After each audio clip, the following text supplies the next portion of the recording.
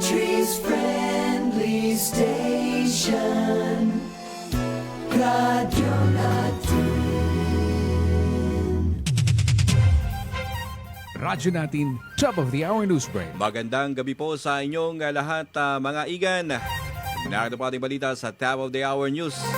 Ibinahagi kamakailan ng DICT Mimaropa ang mga programang pinapatupad dito sa mga malalayong pamayanan sa lalawigan sa ilalim ng Smart Village Initiative na naglalayong palawakin ang access ng mga komunidad sa digital at serbisyong panlipunan.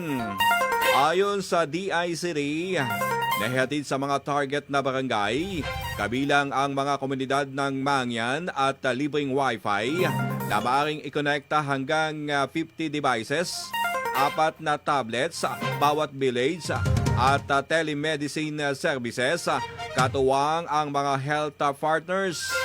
Ginawa ring digital hubs ang mga community schools upang masuportahan ang edukasyon at tuloy-tuloy na pagkatuto, lalo na sa mga lugar na mahirap na maabot ang serbisyong medikal at pang-edukasyon tuwing may kalamidad.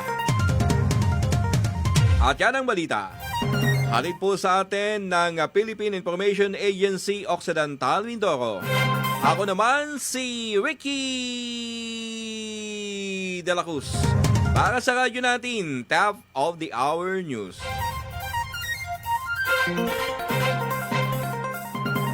Radyo Natin, top of the hour news break.